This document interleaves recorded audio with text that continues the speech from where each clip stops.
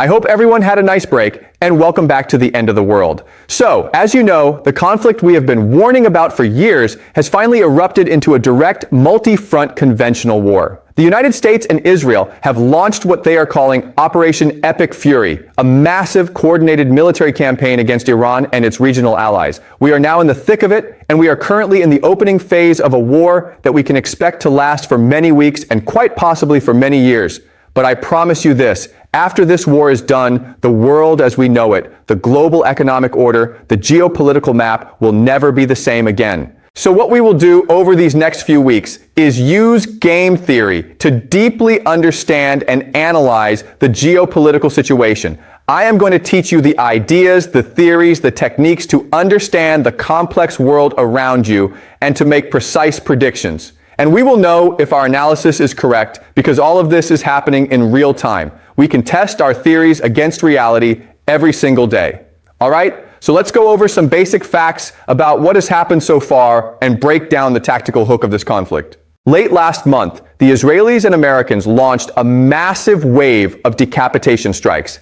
They aimed right at the heart of Tehran. They targeted air defenses, missile sites, oil depots, and leadership bunkers. They used something we call shock and awe. And the entire premise of shock and awe, the very idea of it, is that you decapitate the enemy. You cut off the head and the body will naturally fall down, right? It is a fundamental part of Western military doctrine. But here is the problem, and this is the first major miscalculation we need to look at. The Americans and the Israelis operate under a military doctrine that assumes every adversary is structured exactly like they are. It is the hubris of empire. They assume a highly centralized top-down hierarchy where a few leaders make all the decisions. But that is not what Iran is. From the Iranian perspective, and from the perspective of their allied proxy militias across the region, leadership deaths are not strategic defeats. They are martyrdom, okay? You need to understand this. We are dealing with a Shia religious structure where martyrdom is the core value. It is the force that binds everyone together. It gives them purpose. It gives them meaning in life. It galvanizes the entire population into action. So when you launch a decapitation strike and you kill top commanders or political figures, you are not destroying their operational capacity. You are actually providing them with the ultimate motivation to commit to a total war, a jihad against the American empire. Furthermore, command and control in these asymmetric forces is already highly decentralized. There is no one person telling everyone what to do every minute of the day. Every region, every proxy group, every missile unit hidden in the mountains has its own standing orders and its own strategic autonomy. So you knock out the leadership in Tehran and everyone else just keeps on going. It doesn't change anything strategically on the ground. But unfortunately, because of their inflexible military doctrine, the Americans are going to keep on using these expensive precision strikes, expecting a different result. Next, I want you to understand the strategic shift that has just occurred. For years, decades really, the shadow war between Iran and Israel operated under what we call, in game theory, a Nash Equilibrium. A Nash Equilibrium is a situation where no player can gain anything by changing their own strategy while the other players keep theirs unchanged. Both sides relied on covert operations, cyber attacks, and regional proxy skirmishes. Neither side wanted to risk the catastrophic mutual destruction of a direct, overt conventional war, but those recent American and Israeli strikes, they shattered that equilibrium completely. The Nash Equilibrium is gone forever. We have now officially entered a global game of chicken. And in a game of chicken, the behavioral dynamic completely changes. Both sides are now accelerating their escalation. They are relying on the rational yet terrifying strategy of holding firm, projecting maximum aggression, and hoping that the other side will flinch and back down before a catastrophic head-on collision. But the problem with playing chicken with an adversary who embraces martyrdom is that they have fundamentally different risk calculations than a materialistic, risk-averse Western democracy. So this brings us to the most important question of the day, a question that breaks the conventional understanding of global power dynamics. The United States has complete air superiority. It has the largest defense budget in human history. It has an empire of bases surrounding the entire Middle East. It has advanced stealth bombers and total satellite surveillance. So if the United States is mathematically the most powerful military force to ever exist on the face of the earth, why are they currently trapped?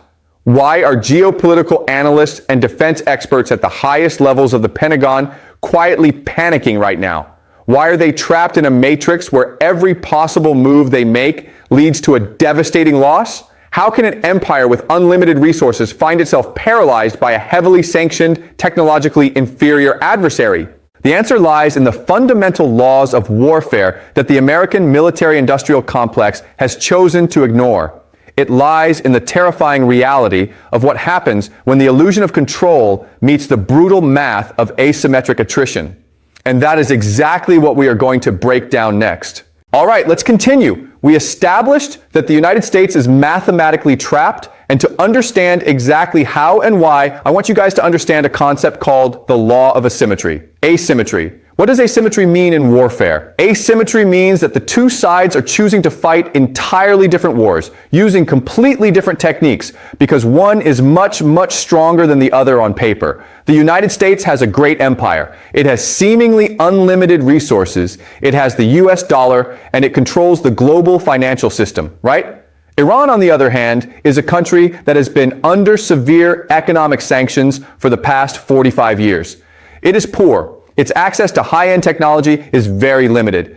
But as we learn in this class, actually, those nations that are poor often have more kinetic energy. They are more cohesive, and they are forced to be far more innovative with the little they have. Let me give you a very specific example of this. And this is the entire mathematical foundation of the war we are seeing unfold. This is the math of mutual destruction. We have to talk about the drones, specifically the Shahed drones and the newer locally produced ballistic missiles. Each of these drones costs at the very most about 50,000 US dollars. At most. They can go as cheap as 35,000, but let's use 50,000 as our baseline, okay? The Iranians can fit dozens of these drones onto a single unmarked civilian truck. That truck can drive anywhere in the vast mountainous terrain of Iran, and they can hide it anywhere. Now, these drones are cheap. They are incredibly easy to make. They make about 500 of them a day, okay? 500 a day. And current intelligence estimates tell us they have an active stockpile of over 80,000 of these right now. They can launch waves of these for a very, very long time. Now, how do the Americans defend against a $50,000 drone? They use highly sophisticated, highly complex systems. They use something called THAAD. THAAD stands for Terminal High Altitude Area Defense. They also use the Patriot missile defense systems and Standard missiles launched from their naval destroyers. There's a lot of tech involved, but the one thing that you absolutely need to know about these Western defense systems is that they are astronomically expensive. A single interceptor missile, guys, costs at least $1 million.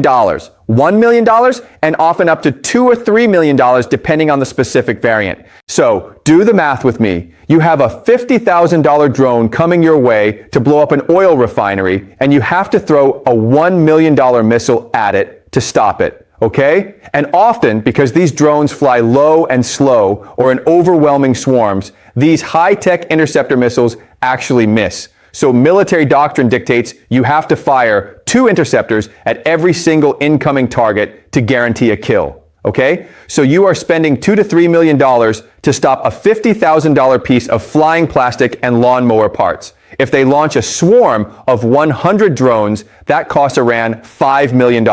It costs the United States $200 to $300 million just to survive the afternoon. That is the law of asymmetry. You are bleeding out economically. It is an attritional slugfest that you simply cannot win because the math guarantees your eventual bankruptcy. Then you're like, wait a minute here, this makes no sense. The Americans are smart, right? They have the best universities, the best engineers. They've seen drones used in the Russia-Ukraine war to devastating effect over the last few years. Why didn't the Americans prepare for this? Why did they build a military that goes bankrupt defending itself? And again, it has to do with military doctrine, and it has to do with elite overproduction. Military doctrine determines how you design your military, what your bureaucracy prioritizes, and how you spend your resources. And unfortunately, the Americans are still used to fighting something called the Cold War, right? In the Cold War, you couldn't actually fight the war. You couldn't actually shoot at each other because then people would use nuclear weapons and you get mad, mutually assured destruction. So the Cold War wasn't about fighting. The Cold War was about flexing,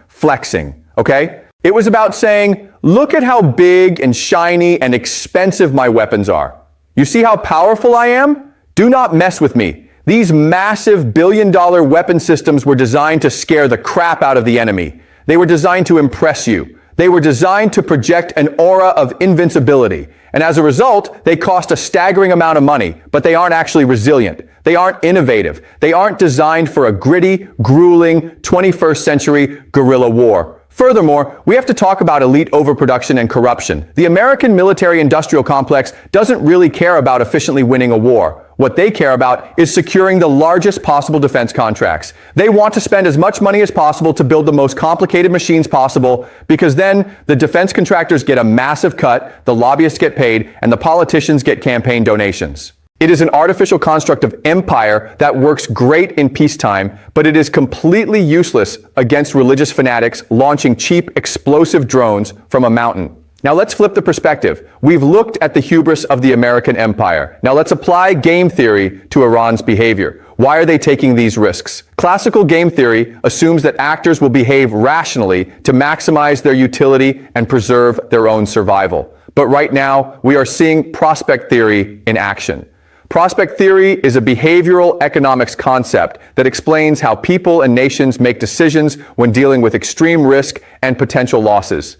When a nation is operating under normal conditions, they are risk-averse. But when a nation is facing an existential threat, when they are a cornered actor looking at the complete destruction of their regime, their nuclear infrastructure, and their historical legacy, they do not act cautiously. The calculus flips. Because the Americans have launched these decapitation strikes, Iran is operating in the domain of absolute loss. And prospect theory tells us that in the domain of loss, actors become highly risk-seeking. They are highly motivated to gamble on extreme, system-breaking strategies. They don't care if they trigger a regional catastrophe, because in their minds, the catastrophe has already arrived at their doorstep. They are a cornered actor. They have nothing left to lose, and therefore, traditional deterrence completely fails. You cannot deter a martyr with a shiny million-dollar missile. You simply can't. And that is the attrition trap the United States is currently suffocating in. All right, let's continue. We will know exactly how this war develops just based on geography. Geographic determinism is the ultimate rule maker here. So I want you to look at the map of the Middle East, guys. Even if you don't know the politics, even if you don't fully grasp the religious nuances or the complex weaponry involved,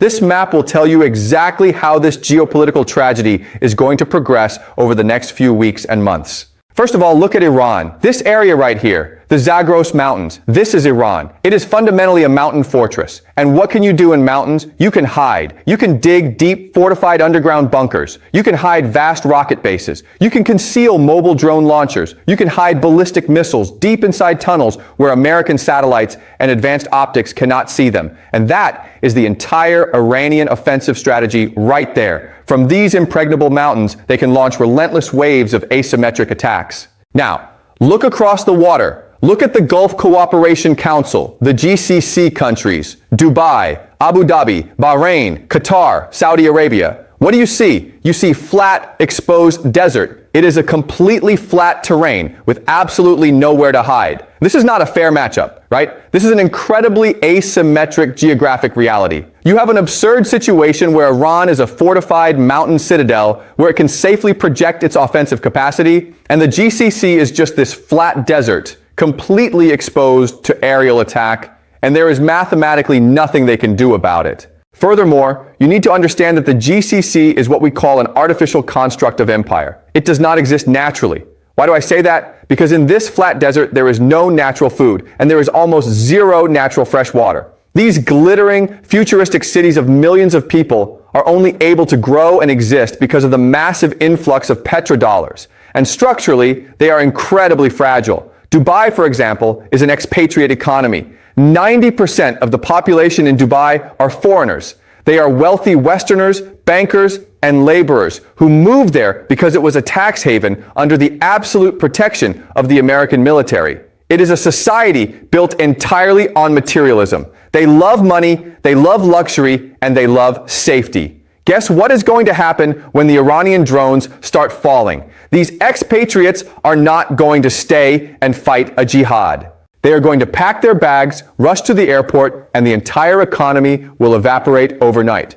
It is a fragile, artificial construct. But the real Achilles heel of this artificial construct is water. Let's talk about weaponizing water, which is the cornerstone of modern siege warfare. The Middle East suffers from extreme water stress. If you look at the data, countries like Bahrain are operating at almost 4,000% water stress. Dubai is at 17,000%. That means they are consuming vastly more water than the environment naturally produces. So how do they survive? They rely on something called desalination plants. These are massive, incredibly expensive, highly exposed coastal factories that take ocean water, run it through complex electrochemical and reverse osmosis processes, and turn it into fresh drinking water. 60 to 70% of the total freshwater supply in the GCC comes from these highly fragile desalination plants. Now I ask you, is it hard to blow up an exposed desalination plant using a $50,000 drone? The answer is no. It is the easiest thing in the world. It is a stationary, highly explosive target sitting right on the coast. It doesn't matter if Iran manages to kill American soldiers or if they can sink an American aircraft carrier. They do not have to do that to win. All they have to do is target the water infrastructure. If they destroy the desalination plants, the GCC has no water. The cities become completely uninhabitable in a matter of days. That is siege warfare in the 21st century. And it gets worse.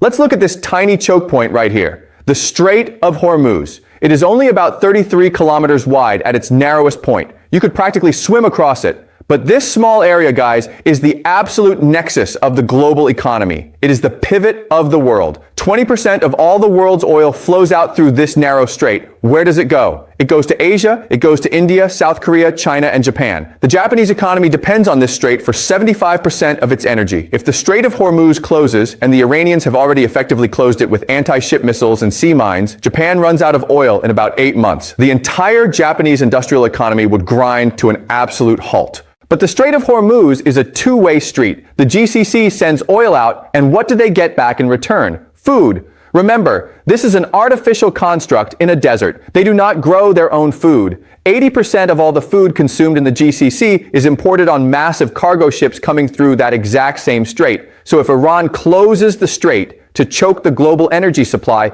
they also simultaneously cut off the food supply to the GCC. No water, no food, and no escape. They are strangling the region. So why is the United States so deeply, desperately invested in protecting this artificial construct? Why are they risking World War III to protect Saudi Arabia and Dubai? Because the GCC is the linchpin of the American empire. And the American empire is entirely built on one hallucination, the petrodollar. The US dollar itself is just paper. It only has value because the world needs it. For decades, the foundational agreement was that if you want to buy oil from the Middle East, you cannot pay in yen or euros or gold. You must pay in US dollars. This forces the entire world to hold trillions of US dollars in reserve.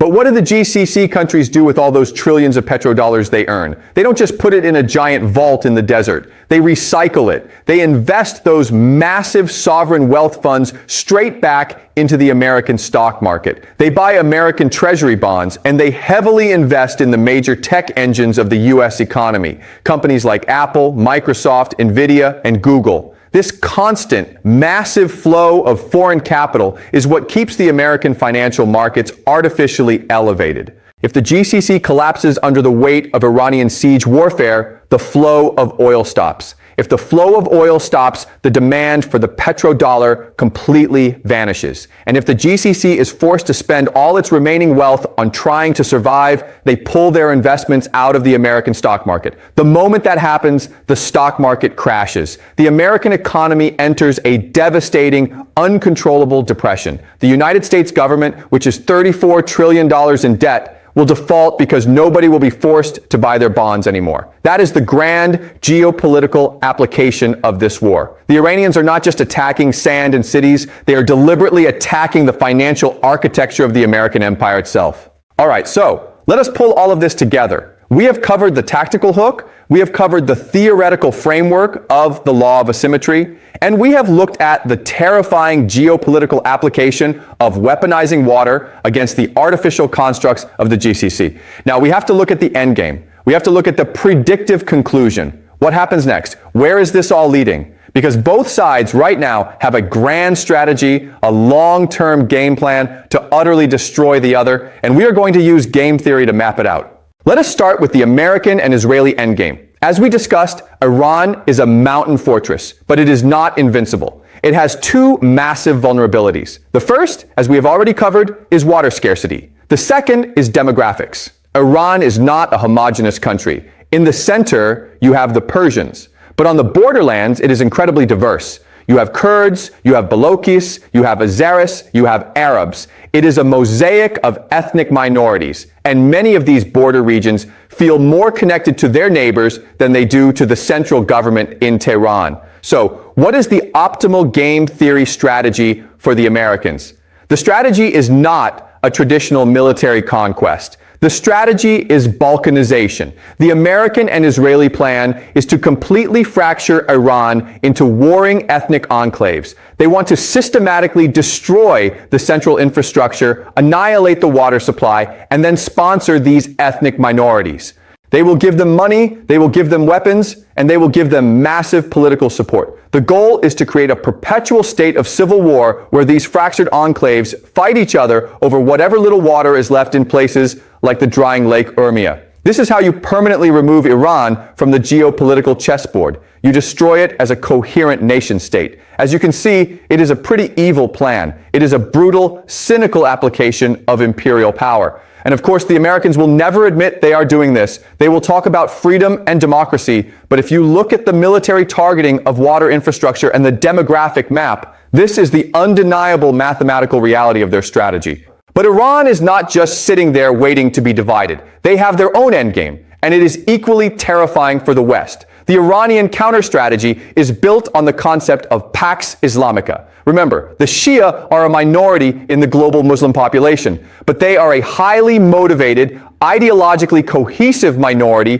that believes in martyrdom and jihad. Iran's goal right now is to weaponize the American attacks to create an international, global uprising. They want to unite all the Shia across the world and eventually the entire Muslim world against the American empire. If you look at the map of the Middle East, most of these countries are run by incredibly unpopular dictatorships or monarchies that are propped up entirely by American military bases and American money. The Iranian strategy is to ignite the populations of these countries.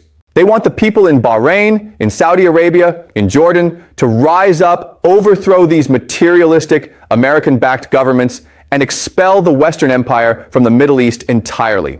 If they can achieve this, they establish a unified Islamic bloc under their ideological leadership. They create a new world order in the region. So here we are. The trap is perfectly sprung, and the United States is staring down an impossible lose-lose matrix.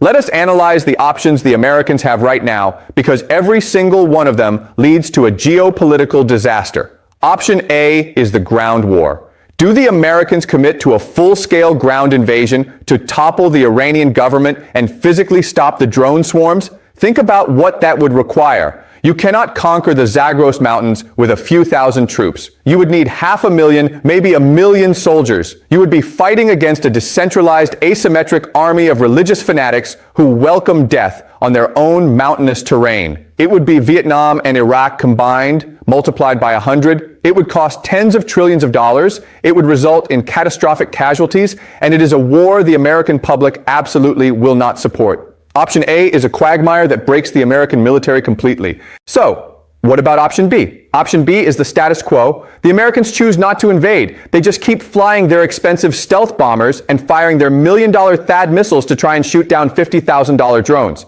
But we have already done the math on this. This is the attrition trap. If they choose option B, Iran simply continues to bleed them dry. Iran continues to launch drone swarms at the exposed desalination plants in Dubai and the oil refineries in Saudi Arabia. The global oil supply remains choked off at the Strait of Hormuz. The Petrodollar collapses because the GCC goes bankrupt and stops buying American debt. If the Americans choose option B, they avoid a bloody ground war, but they completely destroy their own global financial empire in the process due to elite overproduction and the unbearable costs of their own military doctrine.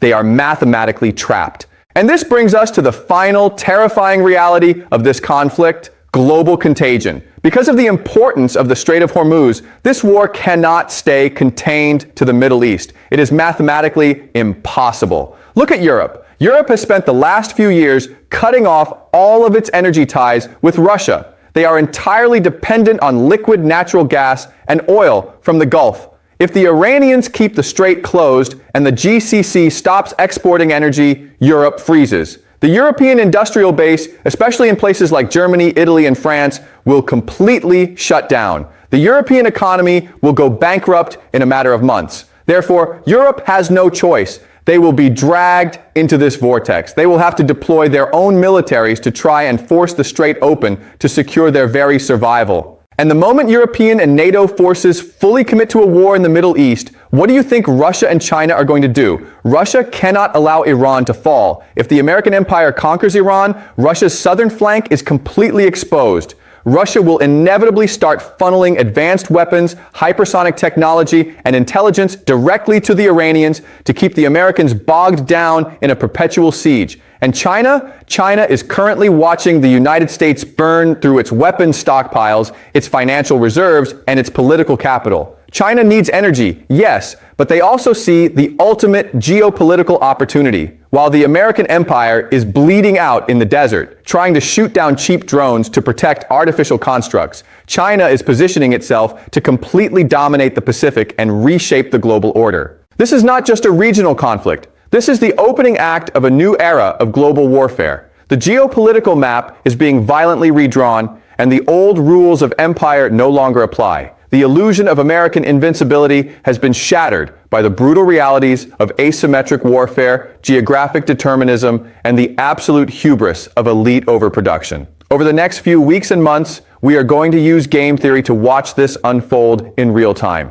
We will see which strategies hold, which economies break first, and how far the desperate players in this game of chicken are truly willing to go. Thank you for attending this lecture. Keep your eyes on the data, question the narratives you are being fed, and prepare for a world that is fundamentally changing right before our eyes.